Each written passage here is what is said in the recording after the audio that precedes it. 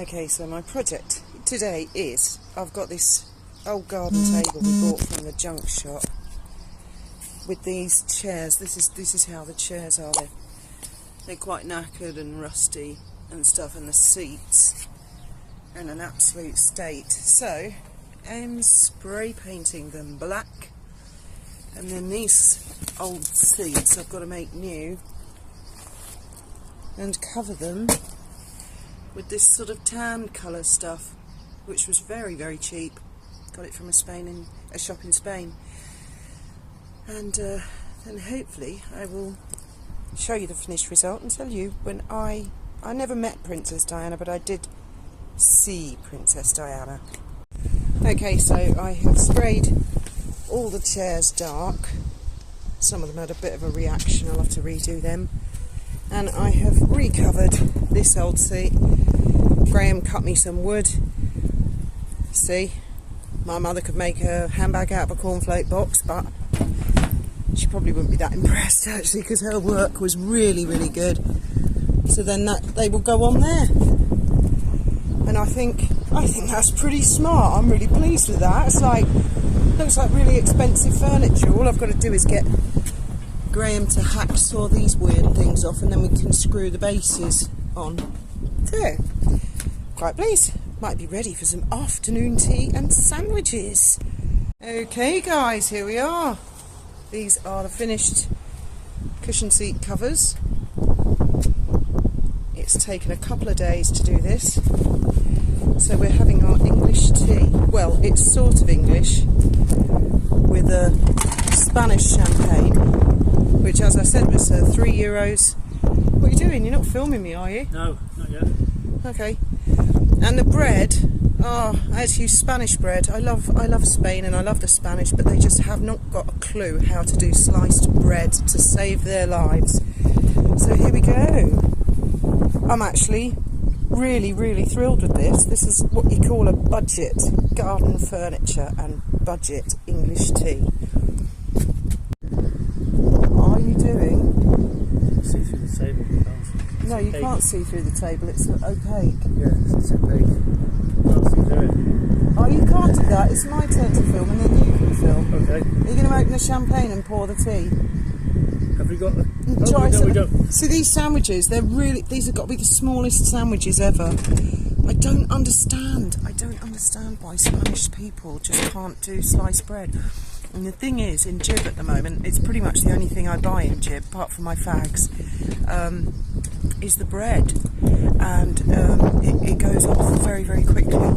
We've had food supply problems in Jib, actually, for a couple of years. I'm not going to say why, but the selection is very limited these days, and what little comes through, it rots really, really fast. Spanish bread doesn't rot, have you noticed? No, it doesn't, but it tastes like cake, and I don't like sugar. Cheers, darling. Oh, cheers. You might notice there are no cakes or biscuits. I hate chocolate, sugar, biscuits, ice cream. I can't eat any of it. When I was 10, I challenged myself to see if I could go a week without eating anything sweet or any sugar at all. And I did it for a week, and I thought, oh, that wasn't so bad. So I did, if only I could do this with smoking. I did it for 2 weeks, and then that ran into years. And I think one time when I was pregnant with Ben, I had a Mars bar and I nearly threw up. I can't eat sugar at all. Right. You're going to pour the tea out as well. I notice your priorities. The champagne. You got more in your glass than I got in mine. What's my glass? That's it, and thank goodness it's brut. So, yes, Princess Diana. Oh, before I do that, firstly, I'd like to say a massive, massive thank you, all of you, for the comments on the last video.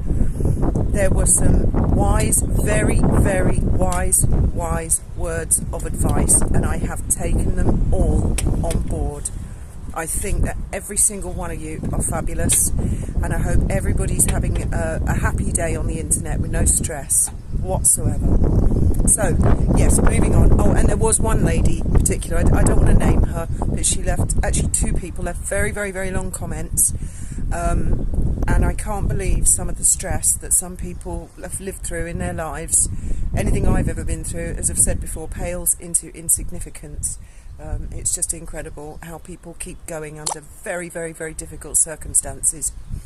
Yes, Princess Diana. She came to Lewis. I can't remember exactly what year it was. It was either 1987 or 89.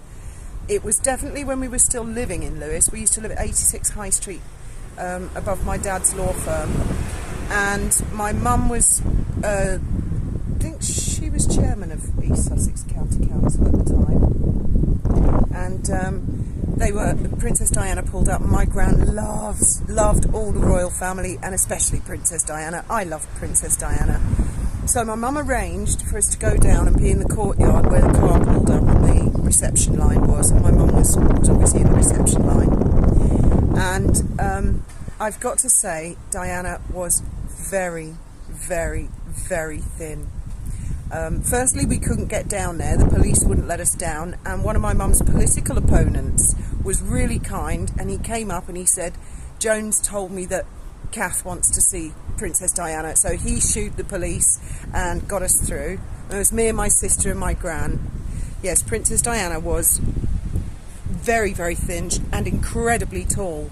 Firstly, her bodyguards were like human giants. They were so tall. I'd never seen 3 men together that big. And the princess herself was not very much shorter. And she wore a sort of a taupe beige coloured suit. And I could honestly say that the back of the calves of her legs, they looked like they had no muscle in them whatsoever. They were the same width as her ankles. That they were like sticks, and she wore flat shoes, and she looked very sad. She did wave, she did smile, but you could see how unhappy she was. And